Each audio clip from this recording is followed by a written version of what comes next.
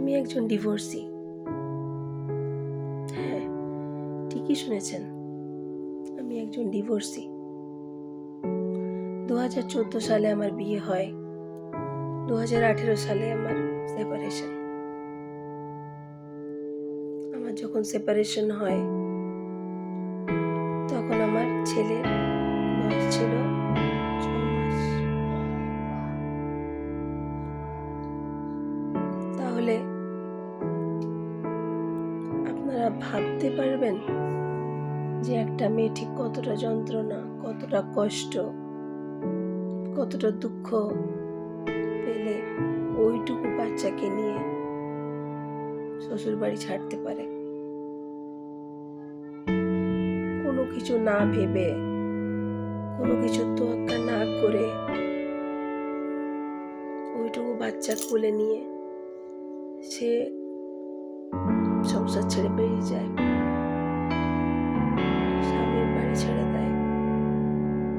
সে বাড়িতে সে এটা ভেবে এসেছিল যে আজীবন সেখানেই থাকবে,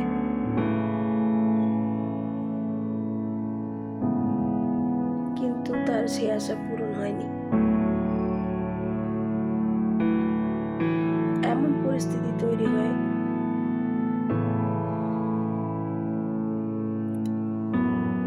যে সে সেই সংসার ছাড়তে বাধ্য হয়।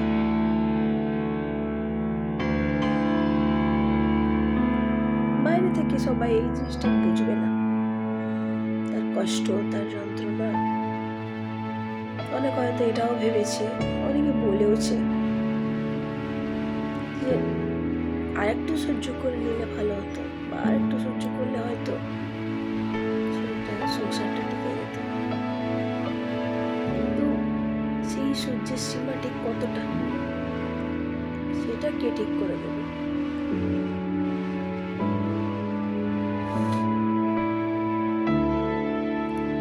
আসল কথা কি জানেন তো, যার সাথে ঘটে শুধু সেই জানে সেই যন্ত্রণা, সেই কষ্ট, আঘাত অন্য কেউ বুঝতে পারে না।